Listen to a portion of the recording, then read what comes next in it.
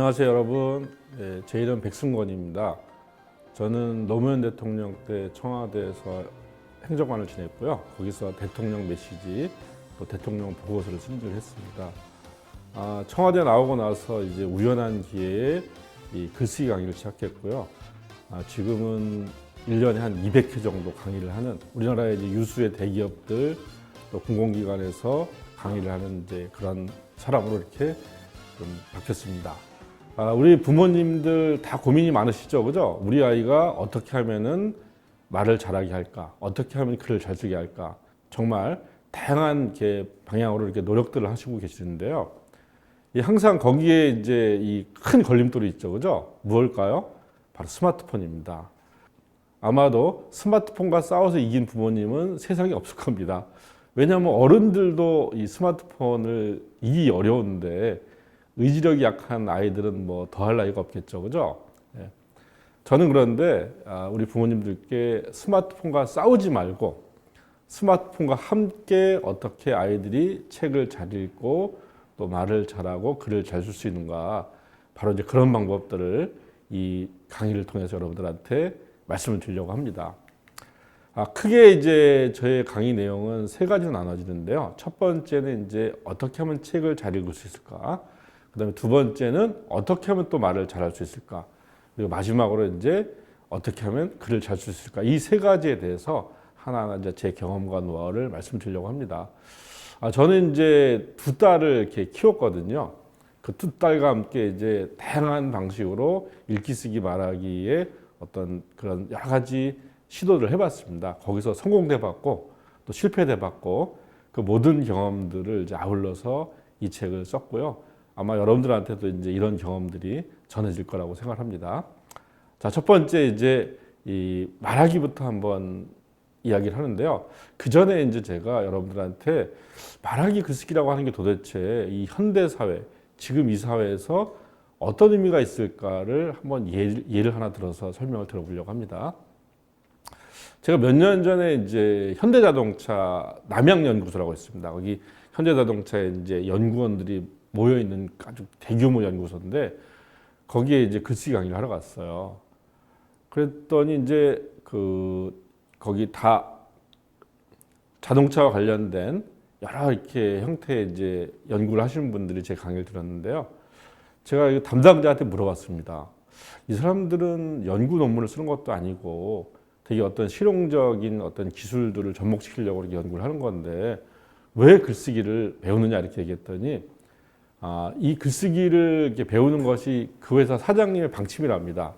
뭐냐면 자기가 하고 있는 연구를 일반인이 알아들을 수 있는 언어로 설명을 해야만이 진정한 어떤 연구라고 이야기를 하는 것이죠. 그러니까 그냥 이 동료끼리는 설명하기 쉽겠죠, 그죠? 그런데 일반인이 이해할 수 있는 언어로 이렇게 설명한다고 하는 것은 대단히 이제 좀 어려운 일이겠죠, 그죠? 제가 이제 그 얘기를 들으면서 어떤 분야를 진정으로 잘한다고 하는 것은 그것을 사람들한테 알기 쉽게 설명하는 것이구나, 이렇게 이제 그런 어떤 생각들을 갖게 됐습니다. 또 하나의 이제 일화를 한번 들어볼까요? 제가 몇 년 전에 우리나라 어떤 대기업 인테리어 회사의 사장님을 인터뷰를 했습니다. 이 회사는 이제 이 회사의 어떤 이 경영의 방향을 B2B에서 이제 B2C로 가져가려고 해요. 그러니까 B2B라고 하는 거는 이제 기업 대 기업으로 이렇게 가는 건데 앞으로 이제 이 아파트의 신축 물량이 급감을 하기 때문에 이 B2B 영업은 이제 앞으로 가능하지 않은 것이죠. 그리고 오히려 재건축과 이제 리모델링 수요가 높아지기 때문에 이 B2C, 그러니까 고객을 직접 상대하는 이런 시장들이 이제 앞으로 이렇게 열리게 되는 그런 상황이었습니다. 그래서 이 사장님이 B2B에서 B2C로 이렇게 회사의 체질을 바꾸려고 이제 노력을 했던 것이죠.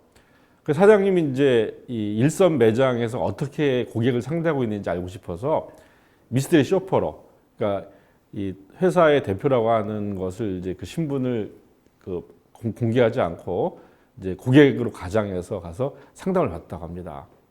근데 이 직원이 이제 아주 친절하게 이야기를 하는데 이 직원의 이야기가 이제 이렇게 이제 설명을 하더랍니다. 이 1등급 창호는 가격이 비싸지만 한 40데시벨까지 이렇게 소음을 차단할 수 있고 이 5등급 창호는 가격은 좀 싸지만 60dB밖에 차단을 못한다. 이렇게 이야기를 하더라는 거예요. 그러니까 사장님이 이 얘기를 듣고서 정말 충격을 받았다고 합니다. 자, 40dB과 60dB의 차이를 알 수 있는 고객이 과연 있을까요? 즉 뭐냐면 이 매장의 직원들, 그러니까 일선 그 고객을 상대하는 매장의 직원들조차도 업계 용어, 그러니까 제조의 언어, 그냥 B2B의 언어로 이렇게 설명을 하고 있었던 것이죠. 사장님이 이제 여기에 굉장히 충격을 받고 회사에 돌아와서 이제 임원회의를 소집을 했다고 합니다. 자, 거기서 이제 뭐라고 했냐면, 자, 우리가 앞으로 이 1등급, 5등급을 설명할 때 이렇게 언어를 바꿉시다.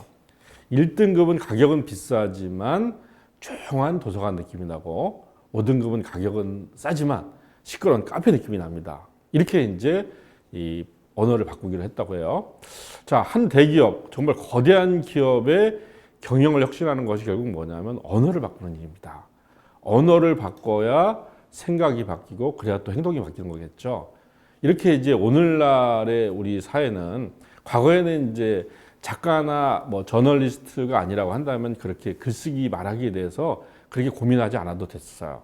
근데 지금은 어떤 시대냐면 누구나 글을 잘 쓰고 말을 잘해야 되고 이 언어에 민감해야만이 어떤 이 회사, 이 큰 회사에서 이렇게 리더십을 발휘할 수도 있고 또 성과를 낼 수도 있는 이제 이런 시대에 살고 있는 것이죠. 그러니까 거의 이 글쓰기와 말하기라고 하는 것은 이 현대 사회를 살아가는 거의 전방위적 능력이 아닌가 이런 생각이 듭니다.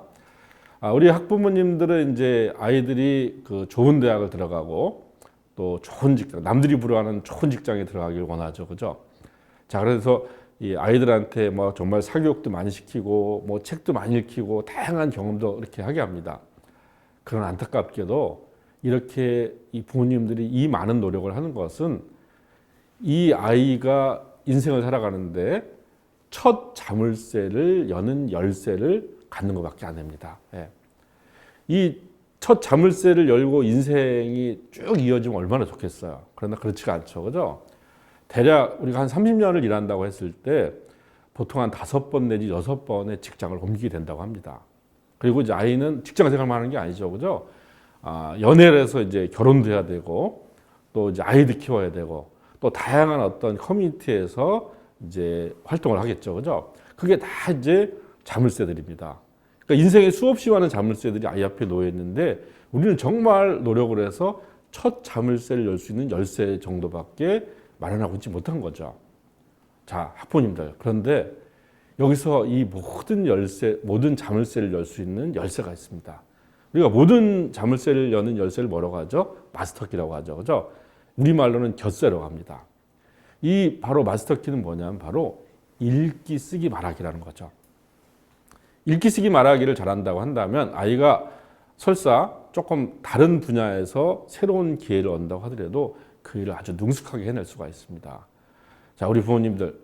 자, 첫 직장을 여는 첫 번째 열쇠를 우리가 마련해 줄 것인지 아니면 인생의 모든 이 자물쇠를 열 수 있는 마스터키를 마련해 줄 것인지 제가 설명드리지 않아도 선택은 자명하겠죠, 그죠? 자, 이제 본격적으로 한번 말씀을 드려보도록 하겠습니다. 먼저 이제 책 잘 읽는 거에부터 한번 같이 이야기를 나눠볼게요. 우리는 책을 잘 읽는 거에 대해서 몇 가지 이제 고정관념이 있어요. 책 많이 읽어야 된다, 다독. 끝까지 읽어야 돼. 그 다음에 순서대로 읽어야 돼라고 이렇게 생각을 하고 있죠. 저도 뭐 사실 계속 그런 다독이나 완독, 순차독 이런 거에 대한 강박관념으로부터 이제 자유롭지 못했는데요. 저는 여기로부터 자유로워져야 된다고 생각합니다. 책은 사람을 만나는 것하고 비슷해요. 그렇기 때문에 너무 어떤 그 틀에 갇히지 말고 프리스타일로 내가 어떤 가장 맞는 스타일로 이렇게 이제 그 독서를 해나갈 필요가 있죠. 저는 이제 어떤 책은 정말 하루에 3끼를 먹듯이 조금씩 읽어도 좋은 책이 있고요. 또 어떤 책은 소리내어 읽으면 좋은 책도 있고요. 또 베껴 쓰는 책도 있고. 그 다음에 또 굳이 다 보지 않고 어떤 필요한 부분만 이렇게 골라 읽어도 상관없거든요. 여러분들 그 영국의 그 철학자 이제 베이컨이 이런 얘기를 했습니다. 어떤 책은 맛보고 어떤 책은 삼키고 어떤 책은 잘 씹어서 소화를 해야 한다. 바로 그런 이제 프리스타일이 필요한 것이죠. 자, 우리가 이제 책을 고르는데 제가 여러 우리 부모님들한테 좀 꼭 당부드리고 싶은 말은 뭐냐면요. 우리 부모님들 이제 아이가 뭐 이렇게 조금 막 걸음마 하기 시작하면 그때부터 막 전집유사죠, 그죠? 전집유사입니다. 네. 아이가 그 책을 읽으려면 앞으로 한 4, 5년은 있어야 되는데 막 전집유사죠.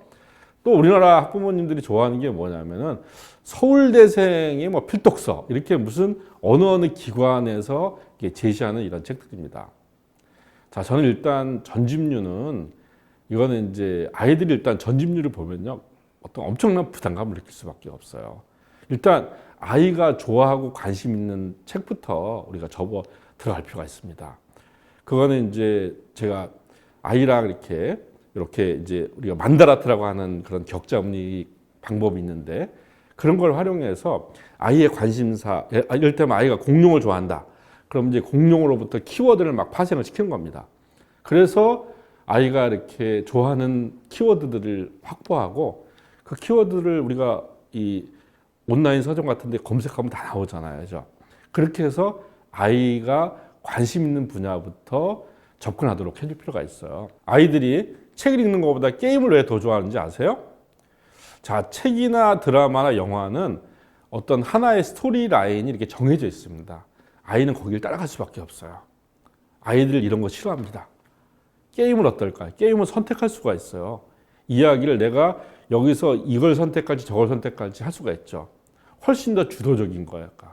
아이들은 주도적인 분야에서 훨씬 더 몰입을 하게 되고 주도적인 분야에서 더 열정을 낼 수가 있습니다. 저는 책도 이 게임처럼 그렇게 다양한 선택의 모듈이 있는 건 아니지만 우리가 조금 한번 바꿔보면은 이 아이들이 여기서 주도성을 발휘할 수 있는 그런 많은 방법들이 있어요. 자, 제가 이제 그런 것들을 그 몇 가지를 한번 설명을 드려보면은 첫 번째는 바로 슬로우 리딩입니다. 슬로우 리딩은 말 그대로 천천히 읽는 겁니다. 이 천천히 읽는데 어느 정도 천천히 읽냐면은 한 시간에 한 5, 6페이지 읽어요. 제가 실제로 우리 딸들하고 이제 슬로우 리딩을 했는데 저희 딸이 이제 이 고등학교 3학년 때 이제 슬로우 리딩을 했습니다. 놀랍지 않습니까? 입시 준비도 바쁜 그 와중에 아이랑 슬로우 리딩을 했어요. 아까. 제가 왜 슬로우 리딩을 했냐면 얘는 이제 대학을 들어가려고 막 이렇게 여러 가지 뭐 이렇게 학원도 다니고 공부를 하잖아요. 지식은 엄청나게 쌓는데 이걸 소화를 못 하는 거죠. 그래서 저는 슬로우 리딩을 통해서 소화 능력을 키워주기 위해서 이제 했습니다.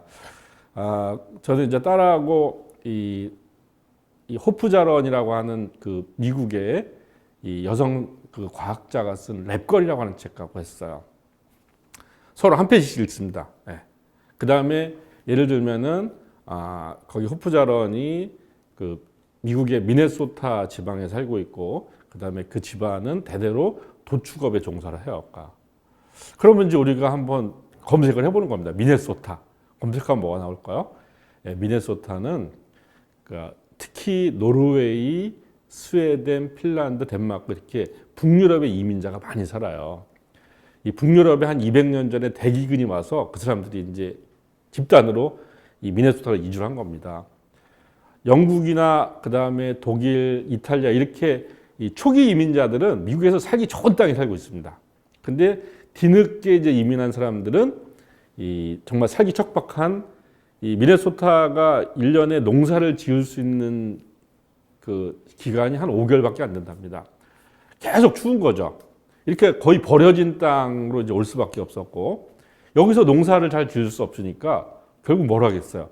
사람들이 하기 싫은 거, 약간 이제 기피하는 일이 그 미네소타 쪽으로 몰려들게 됐고 또 날이 추우니까 돼지고기가 덜 상하잖아요, 그죠? 이런 거로 인해서 도축업이 발달하는 거죠. 그 다음에 미네소타의 이 미식축구팀 이름이 이 바이킹스다 이런 것도 나옵니다. 이런 거 배경 지식이 없어도 상관없어요. 우리가 거기 책에서 나오는 하나의 키워드를 갖고 우리 딸이 검색을 해보는 겁니다. 검색을 하면 다 나오거든요. 그리고 검색을 하고 서로 이야기를 나눠할까? 여기서 왜 이 아브라함이 이삭을 그 번제물로 바치는 그 창세기의 장면이 왜 나올까? 이게 이 글 전체에 무슨 의미가 있을까? 이런 것들을 검색을 통해서 살펴보고 서로 이야기를 주고받는 겁니다. 엄청 재밌어요.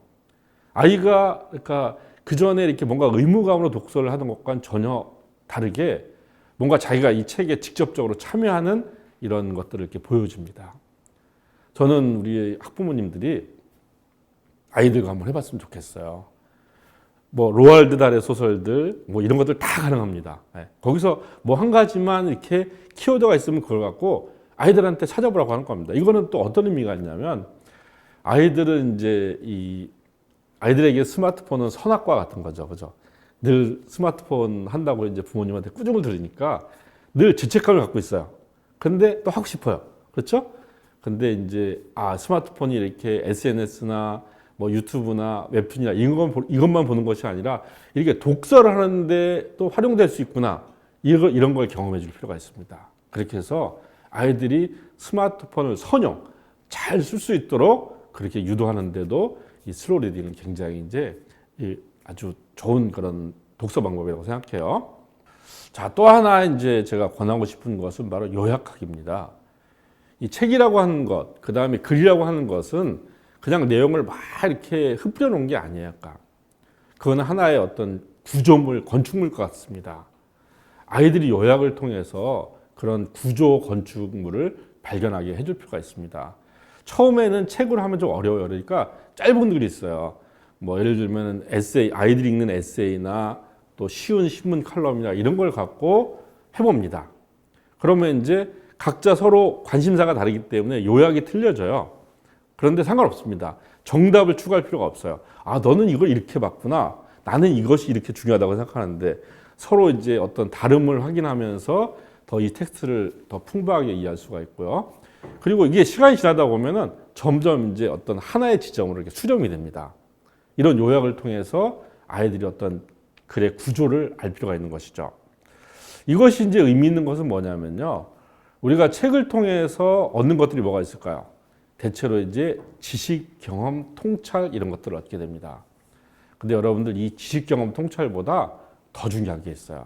그건 뭐냐면 바로 이 독자가 이 책을 통해서 어떻게 설득당하는지, 그러니까 작가가 어떻게 독자를 설득하는지 그 전략을 이해하는 것이 훨씬 더 중요해요. 왜냐하면 우리 인간은 지식, 경험, 통찰 한가운데 뭐 한두 개 몰라도 전혀 상관이 없습니다. 그러나 우리는 인생을 평생을 두고 설득하며 살아야 돼요. 자, 우리는 학교에서 친구들과 선생님을 설득하고 직장에서 동료들과 그 다음에 상관을 설득해야 되고 또 집에서 부부끼리 그 다음에 또 아이를 설득해야 되고 계속 설득해 나가며 살아야 되는데 그 설득의 방법을 배울 수 있는 가장 좋은 게 바로 책에 있습니다. 그래서 이 책을 이렇게 요약함으로써 이런 어떤 설득의 전략들을 배울 수가 있고요. 이걸 이제 하는데 우리가 하나의 방법이 있습니다. 일단 책을 보실 때 이 목차를 잘 볼 필요가 있습니다. 그 목차 속에 이 책의 설계도가 들어있거든요. 그러면 이제 이 설계도를 머릿속에 먼저 넣어두고 그러고서 이제 이 책을 보잖아요. 그러면 이게 마치 뭐가 같냐면은 우리가 지도와 내비게이션을 갖고 여행하는 것과 비슷합니다. 이렇게 어떤 목차의 구조를 잘 머릿속에 입력하지 않으면 우리는 지도도 없고 내비게이션도 없이 여행을 하는 거거든요. 그럼 어떻게 되겠습니까? 헤매겠죠, 그죠? 여행을 하고 나서도 남는 게 별로 없어요. 그래서 이렇게 이제 요약과 그 다음에 또 구조를 파악하는 것을 통해서 이 아이들의 독서, 그 다음에 우리 학부모님들의 독서가 새로운 차원으로 이렇게 만들어지길 저는 바라겠습니다.